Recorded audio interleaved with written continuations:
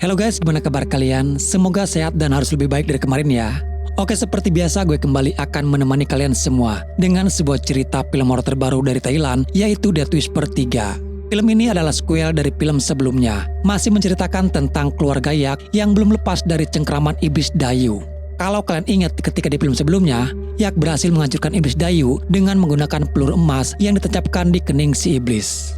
Ternyata iblis itu tidak pernah benar-benar hancur, melainkan jiwanya yang tertidur untuk sementara waktu. Sampai nanti ada orang yang membangkitkannya kembali. Jujur film ini mengingatkan gua kepada film Evil Dead The Darkness atau Ash vs Evil Dead karena konsepnya sama, yaitu petualangan pemburuan iblis. Namun ini hanya versi lokal Thailand saja. Oke, jadi guys, kita langsung saja ke review filmnya.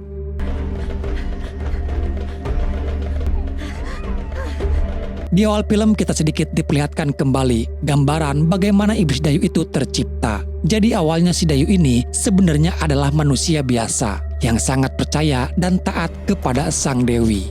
Namun karena kekecewaan yang mendalam atas anaknya yang telah tewas, padahal sebelumnya Dayu sudah memohon berdoa segenap hati kepada Dewi untuk menjaga anaknya agar selamat dari tragedi peperangan. Tapi ternyata anaknya tidak selamat. Dayu merasa Dewi itu tidak ada hingga ia marah meluapkan segala emosinya di depan Pihara. Bahkan dia membakar Pihara itu bersama dengan dirinya sendiri. Sebelum meninggal, Dayu berucap janji serapah kalau dia akan datang kembali untuk membalas mereka semua. Disinilah awal mula kutukan terjadi hingga Dayu menjadi iblis yang sangat kuat. Lalu cerita beralih kepada keluarga Heng. Sekedar pengingat guys, atau mungkin kalian yang belum nonton, keluarga Heng adalah keluarga besar, terdiri dari Yak sebagai kakak pertama, disusul Yos, Yod, Yad, Yam, dan Yi si anak paling bungsu. Dan salah satu dari mereka yaitu Yam sudah meninggal di film sebelumnya. Setelah tragedi pertempuran hebat melawan iblis Dayu, hidup mereka kini sedikit lebih tenang. Bahkan kini Yad sudah menikah dan telah hamil anak pertamanya. Yi, si anak paling bungsu pun sudah mulai tumbuh remaja dan sudah masuk SMP. Dan kala itu, gigi susunya copot yang biasanya itu adalah fase untuk anak menuju remaja. Setelah giginya berhasil dicopot, ibunya menyuruh Yos untuk melemparkan gigi itu ke atas genteng rumah agar giginya tumbuh cepat. Mungkin kalian yang kelahiran 90-an pasti pernah merasakan fenomena ini guys. Gigi copot dilempar ke atas genteng. Tanpa mereka sadari kalau gigi itu adalah celah bagi entitas jahat untuk bisa masuk menyerang kepada keluarga Heng. Dan awal mula teror terjadi ketika Yi berada di sekolah. Dia merasa seperti ada yang mengganggu. Tadinya ia mengira itu teman sekelasnya, tapi nyatanya di kelas sudah tidak ada siapa-siapa lagi. Menyadari itu, Yi bergegas untuk keluar dari sekolah. Dan keanehan terjadi. Pintu-pintu kelas yang terbuka sendiri. Dan Yi terjebak di dalam sekolah. Yak bersama kedua kakak laki-lakinya datang untuk menjemput. Dan mereka mendengar suara teriakan Yi di dalam sekolah. Yi ditemukan sudah berada di dalam sebuah lemari kaca. Dan sosok setan terlihat sedang mencekik Yi. Yak berhasil mengeluarkan Yi, namun kini Yi sudah kerasukan dan menyerang kepada Yak. Sementara di luar, Yos dan Yod pun harus berhadapan dengan penjaga sekolah yang juga dirasuki. Namun sayang, Yak gagal dan Yi adiknya diculik oleh setan. Di rumah, di sini kita kembali dengan Sersan Pavan, yang kita tahu diyakini menjadi seorang ahli supernatural yang membantu Yak melawan iblis. Sersan berkata ada satu cara untuk bisa menemui Yi, yaitu dengan meminta bantuan arwahnya Yam. Lalu dibuatlah sebuah ritual pemanggilan arwahnya Yam dengan menggunakan media papan huruf.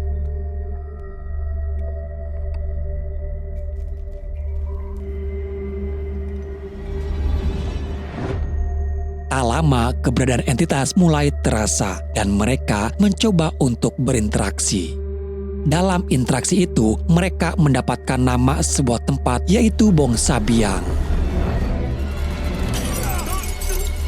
Ritual itu kini menjadi sebuah undangan bagi Yak untuk datang ke sana. Sesaat Yak dibawa ke masa lalu, berada di sebuah gua yang ada di dalam hutan. Terlihat tentara Jepang masuk ke dalam gua itu. Di dalamnya berisi banyak tawanan warga lokal yang telah tewas.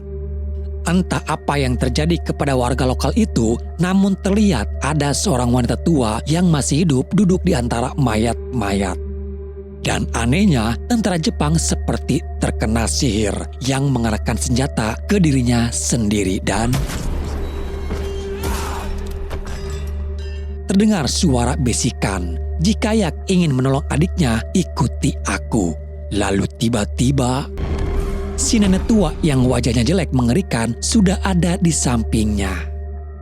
Beruntung Yak masih berhasil kembali ke alam dunia. Dikatakan kalau Bong Xiang adalah sebuah tempat bagi segala makhluk gaib. Semua setan dan dedemit ada di sana, dan tempat itu berada di sebuah daerah terpencil di dalam hutan. Yak bersama Sersan Papan mempersiapkan petualangannya untuk segera pergi ke sana. Sementara yang lainnya tetap menunggu dan menjaga rumah. Namun sesampainya di hutan, mereka dikejutkan oleh kedua adiknya Yo dan Yos yang ikut secara diam-diam di bagasi belakang.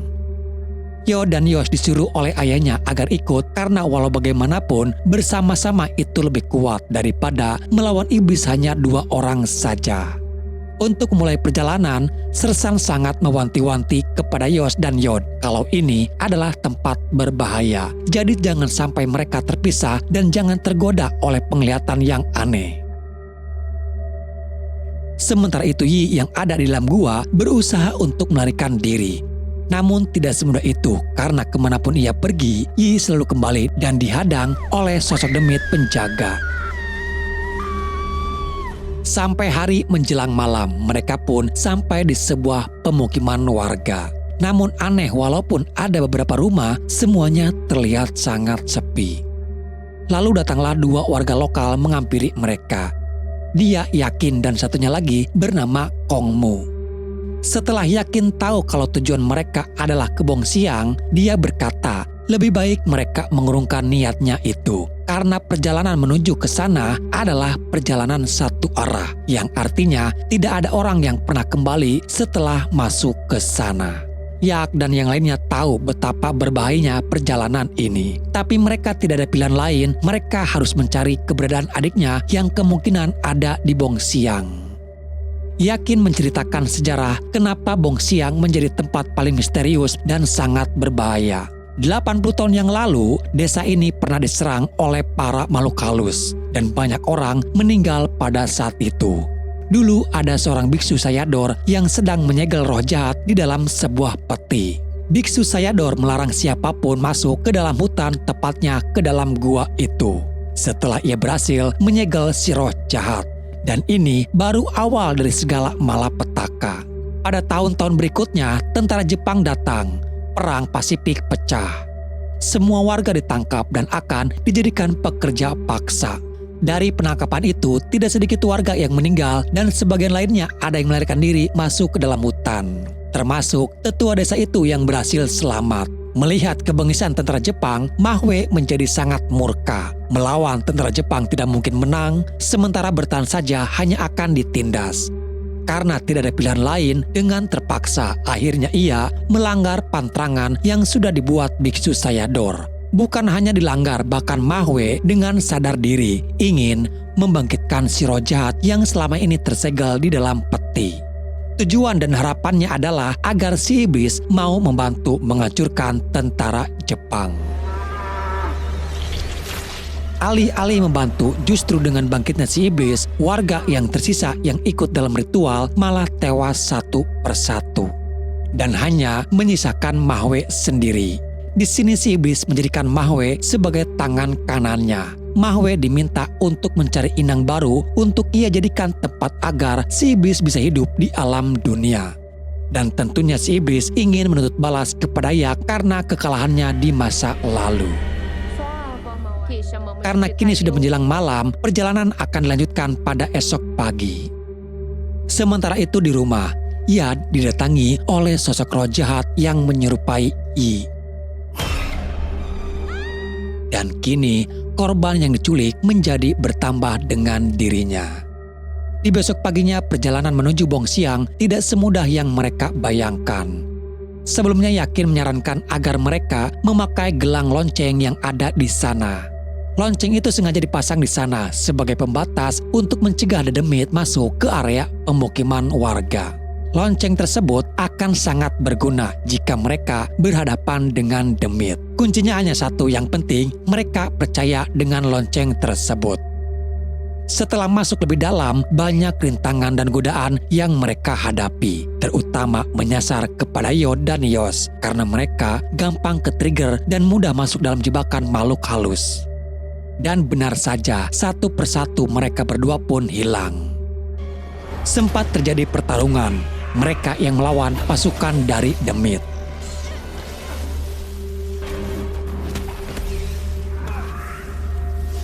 Singkat cerita, mereka yang kini tersisa 4 orang berhasil menemukan gua tersebut. Gua yang sebelumnya pernah dilihat Yak di dalam mimpinya. Keadaan di dalam gua semakin kelam dan banyak celah-celah lubang yang mungkin bisa membuat mereka tersesat. Dan tanpa mereka sadari, kini justru mereka terpisah menjadi 2. Yak bersama Yakin dan Sersan Papan bersama Kongmu. Teror dari demit semakin nyata. Ada yang berubah menjadi ular raksasa menyerang. Tapi itu hanya lawan yang ringan bagi Yak. Di lain tempat, Sersan dan Kongmu juga harus berjibaku dengan krocok-krocok di sana. Sampai Sersan menyadari kegunaan lonceng itu yang bisa menghancurkan si demit. Setelah menelusuri, akhirnya Yak berhasil menemukan adik-adiknya yang disekap. Ia sadar, sedangkan yang lainnya masih dalam keadaan tidak sadar. Tapi ternyata mereka bertiga telah kerasukan, dan Yak masuk ke dalam jebakan si iblis. Di sini Mahwe akan melakukan ritual terakhirnya untuk membangkitkan iblis Dayu, yaitu dengan menggunakan darah Yak bersama giginya Yi. Dayu tidak sembarang memilih inang. Dia memilih inang justru dari keluarga Yak sendiri. Ada 2 hal yang dibenci iblis Dayu. Yang pertama peperangan dan yang kedua adalah cinta. Semakin manusia erat dengan hubungan cinta, semakin Dayu ingin membuat mereka menderita. Dendam ini juga dikarenakan masa lalu yang dialami Dayu sendiri selama ia menjadi manusia. Dan sekarang yang akan jadi tumbal adalah anak Yad yang masih dalam kandungannya.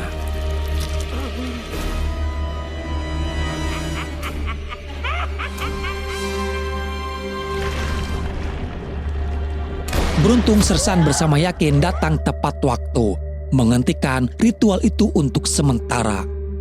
Yak diberitahu Sersan untuk bisa melawan Dayu, Yak harus menggunakan senjata yang tercampur merkuri di dalamnya. Yak juga diberitahu bahwa dulu bisu Sayador menyegel Dayu dengan menggunakan merkuri yang disimpan di dahinya. Di saat bersamaan Yad malah yang ingin melahirkan. Dengan terpaksa Yad yang dibantu Sersan mencoba melakukan persalinan darurat di sana. Tanpa mereka sadari, Mahwe yang masih hidup menumbalkan dirinya sendiri agar iblis Dayu bangkit kembali. Setelah bayinya terlahir selamat, kini mereka harus berhadapan dengan Dayu yang telah bangkit. Naas, Sersan Papan menjadi korban pertama yang terluka. Tidak mudah untuk melawan Dayu karena dia punya sihir yang sangat kuat. Tapi walaupun kuat, ternyata ada sisi begonya. Ketika Dayu lengah, Yak berhasil menikamnya, lalu menembakkan lonceng yang berisi merkuri ke dahinya. Sebelum lubang menuju neraka tertutup, Yak langsung mendorong Dayu masuk kembali. Diceritakan kalau ini adalah penampakan dunia bawah atau neraka. Semua kembali normal, namun sayang harus ada korban yang meninggal, yaitu Sersan Papan. Di napas terakhirnya, Sersan berpesan agar mereka harus saling menjaga satu sama lain dan jangan mau dipecah belah oleh bisikan-bisikan iblis. karena iblis sangat suka jika manusia bercerai-berai.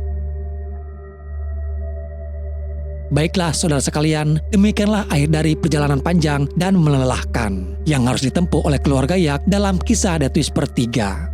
Konklusi cerita kali ini menyisakan perasaan yang campur aduk. Di satu sisi kita bisa bernapas lega karena entitas iblis Dayu, sang sumber petaka, akhirnya berhasil dikirim kembali ke neraka. Namun kemenangan ini tidaklah gratis. Kita harus kehilangan sosok mentor sekaligus pelindung yang luar biasa, Sersan Papan. Kepergian Sersan Papan memberikan pesan yang sangat kuat di penghujung film, bahwa kemenangan melawan kegelapan selalu menuntut pengorbanan. Wasiat terakhir beliau menjadi pengingat bagi kita semua bahwa perpecahan adalah celah terbesar bagi iblis untuk masuk. Pada akhirnya, persatuan dan ikatan batin keluarga Yak terbukti menjadi senjata yang jauh lebih ampuh dibandingkan peluru Merkuri manapun. Lantas muncul pertanyaan besar, apakah teror ini benar-benar telah usai? Bagi keluarga Yak, mungkin inilah saatnya mereka mendapatkan ketenangan yang selama ini direnggut. Namun bagi semesta Tiyod, kisah ini belum berakhir guys. Petunjuk di penghujung film mengisyaratkan bahwa tongkat estafet temburuan makhluk gaib ini akan berlanjut ke sebuah proyek spin-off berjudul Seming Kau Kwang. Ini menandakan bahwa dunia horor ini akan terus meluas dengan karakter dan ancaman baru yang mungkin jauh lebih berbahaya. Sebelum gua akhiri, gua ingin mendengar dari sudut pandang kalian guys, bagaimana penilaian terhadap film The Whisper yang ketiga ini. Dan terakhir, untuk menemani kalian menghabiskan cemilan, gue di sini ada sebuah lagu yang bisa menemani kalian semuanya dengan judul Wanita Tangguh.